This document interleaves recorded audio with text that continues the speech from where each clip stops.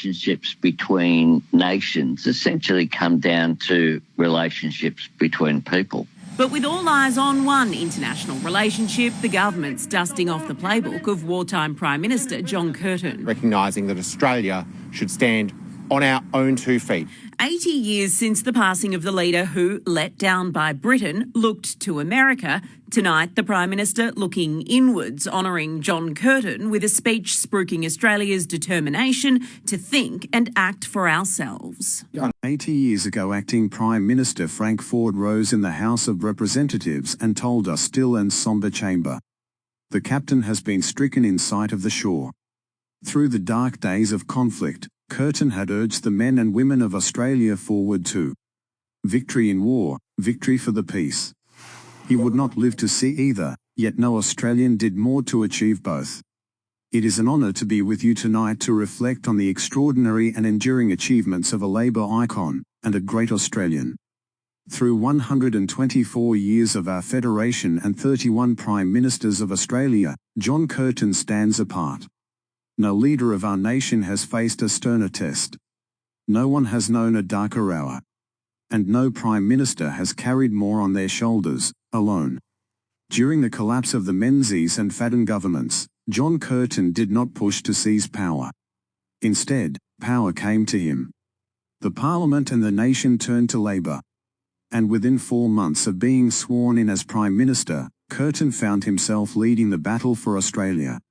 Singapore had fallen, Darwin had been bombed. And he was locked in a battle of wills with the British Prime Minister, Winston Churchill, as well as the President of the United States, Franklin Roosevelt. John Curtin, a person so mindful of his flaws and limitations, pushing back against 2 of the most powerful men in the world, and 2 of the most forceful personalities of 20th century politics. This moment is the core of the Curtin legend. 2 divisions of the Australian Imperial Force, returning from the Middle East. Curtin wanted those troops for the defence of Australia. Churchill wanted them in Burma, and Roosevelt backed him. Barely 2 months after Curtin had said that Australia looked to America, America was telling us to listen to Britain. It says a great deal about the nature of our relationship with Britain up to that point, and indeed the character of Curtin's predecessors, that Churchill had assumed Australia would roll over. We know this because he had already given orders for the Admiralty troop ships carrying Australian soldiers to change course and steam to Rangoon. Diplomatic cables between leaders can be wrapped in all kinds of formalities and flattery. Curtin's message to Churchill on learning this news is a study in the power of plain speaking. Language sanded back so you can see the grain. First, he rebukes Churchill for treating Australia's agreement to the diversion of Australian soldiers merely as a matter of form. And he goes on, speaking not just for his party or his government but for his country. We feel a primary obligation to save Australia. Some historians downplay the military significance of that moment. They argue the threat of invasion was always exaggerated. But consider the counterfactual. If Churchill and FDR had got their way, Australian forces would have arrived in Burma barely a week before it fell to the Japanese. Hundreds if not thousands of Australians would have been killed, or taken prisoner. It would have been a disaster every bit as crushing to national morale as the fall of Singapore. Instead, Curtin prevailed. And he paid for that victory with the hardest and loneliest weeks of his life. Knowing those transports, those Australian troops, were out on the Indian Ocean on his orders. This was the solitary burden he bore on his long walks, around the base of Mount Ainslie, and back and forth in the grounds of the lodge, under the moonlight. His mind 1,000 miles away, fearful of the very worst. No one could truly know the weight he carried in those days. But all could see the toll it took. Even when the 7th Division docked safely in Adelaide, that pattern of mental and physical strain had been set. Today, at the safe distance of 8 decades, the story of the Second World War is set in our memory. The Allied victory over tyranny has, in retrospect, taken on a feel of inevitability. Part of the debt we owe to Curtin, together with all the men and women who served Australia in that terrible conflict, is to remind ourselves how close history came to taking a different path. Curtin grasped that.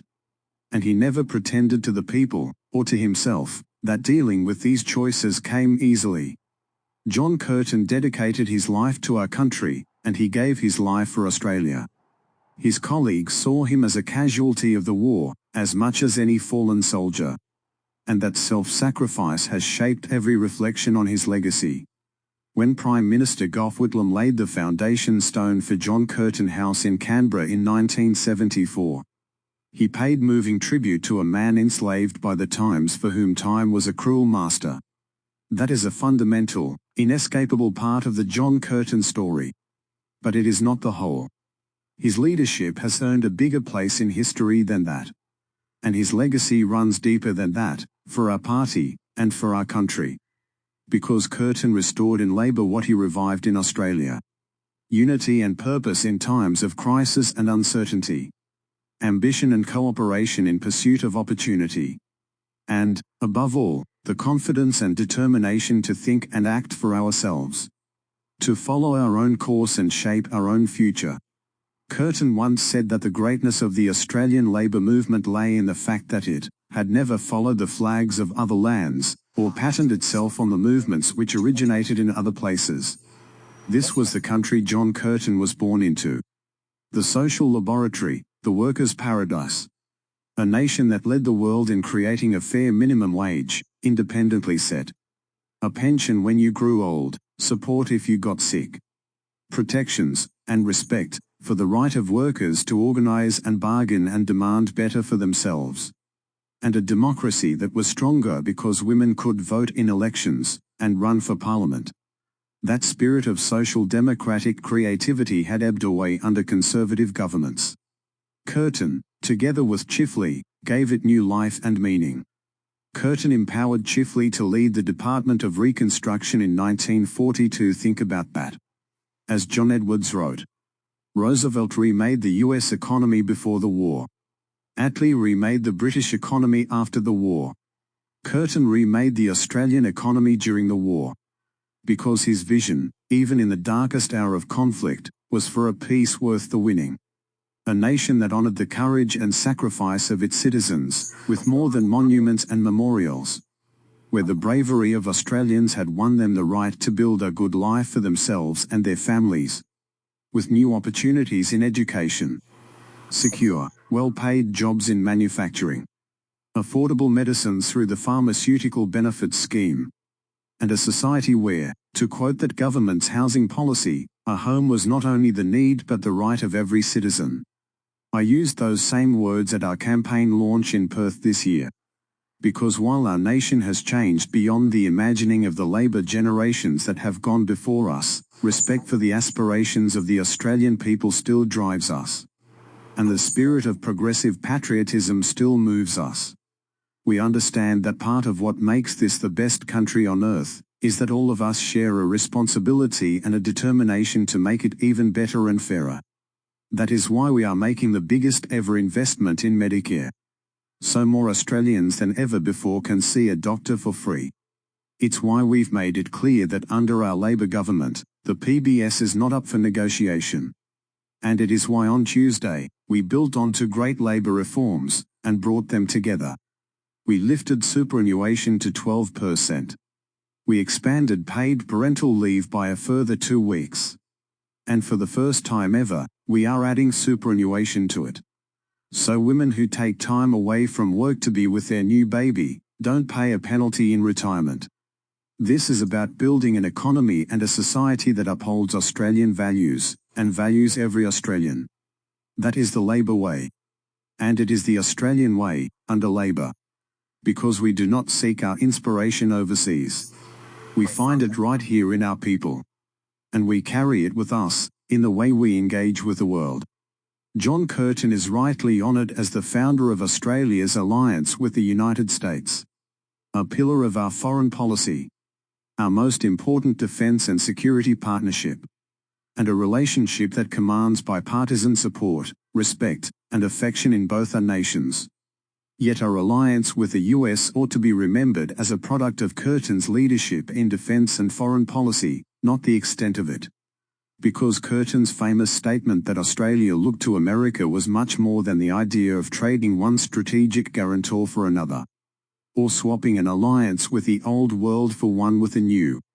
It was a recognition that Australia's fate would be decided in our region. It followed the decision Curtin had made in 1941 that Australia would issue its own declaration of war with Japan, speaking for ourselves, as a sovereign nation.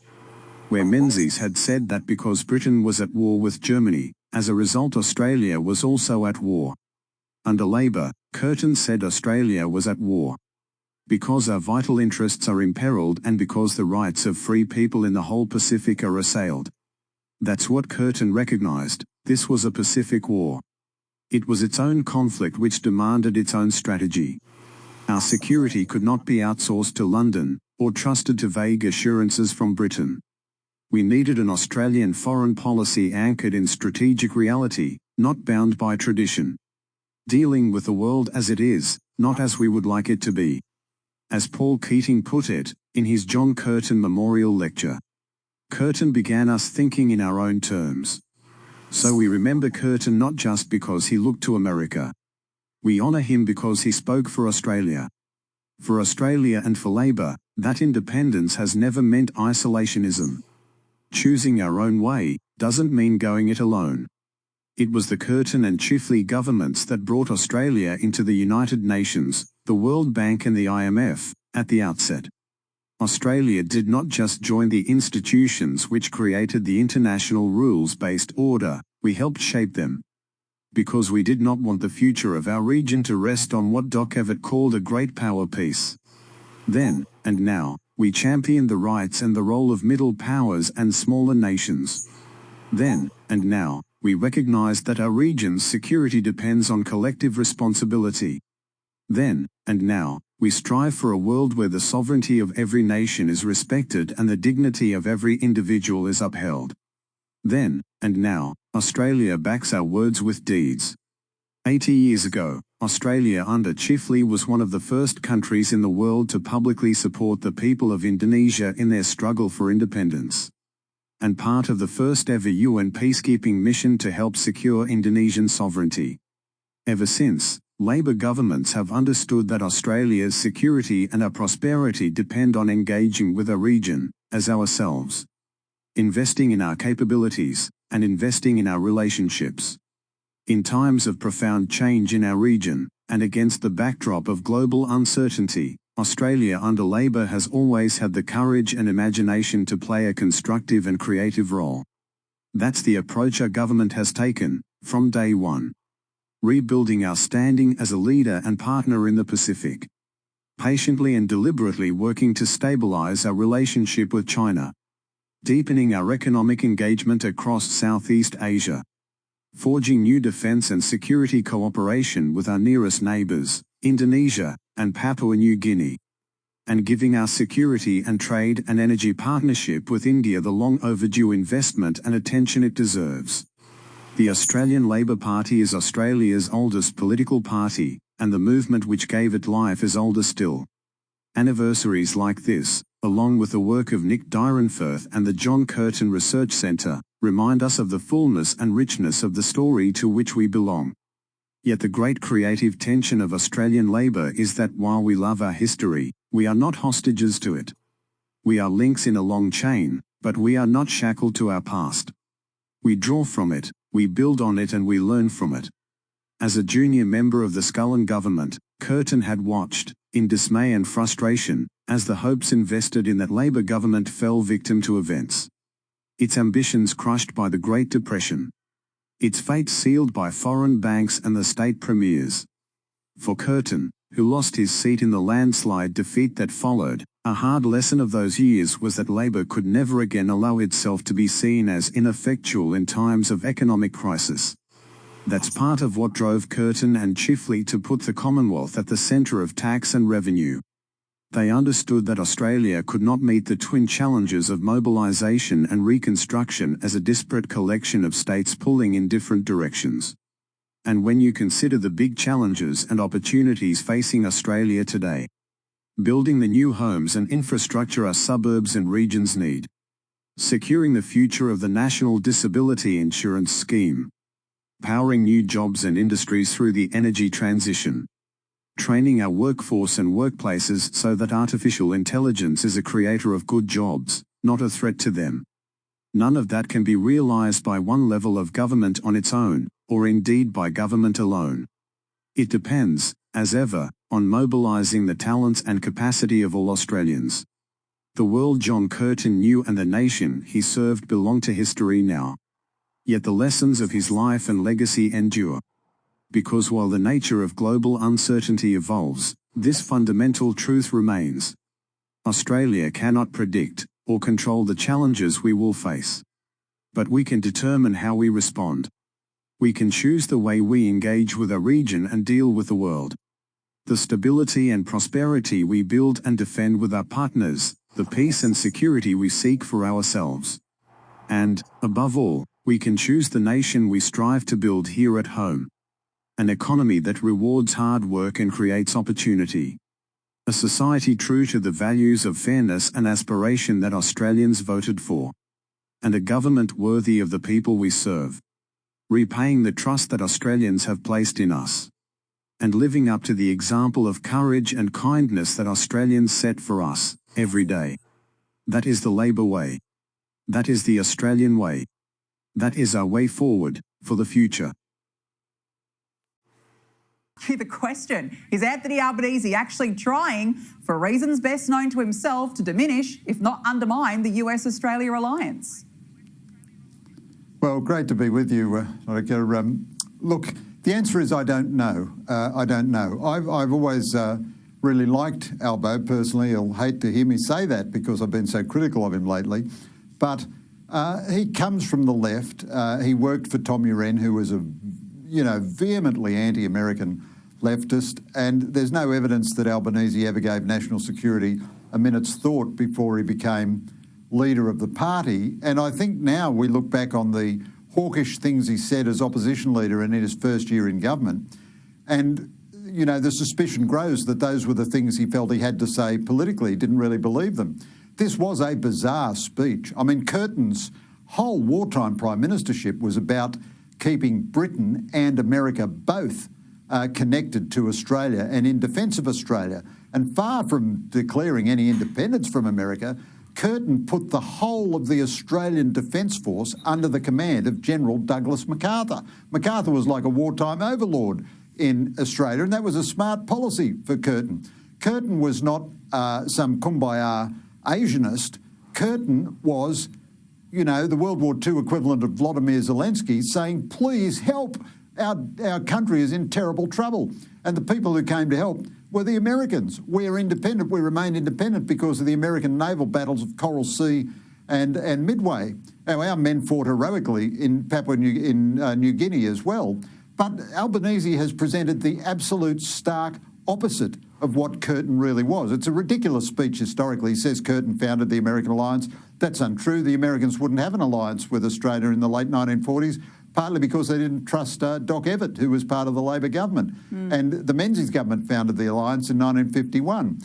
But the bigger question is, why did Albanese make such a bizarre speech? Is he trying to provoke the Americans into killing off AUKUS? Therefore, he won't have to spend any money on the nuclear submarines. He still won't increase the defence budget, I bet. And he can sort of run that as standing up to Trump's bullying. Albanese, even at the level of politics, should be very careful about this, though. Trump is very unpopular, but the American alliance is very popular. Yeah, and I think it would be naive of us to think that we need to be independent from the United States right now.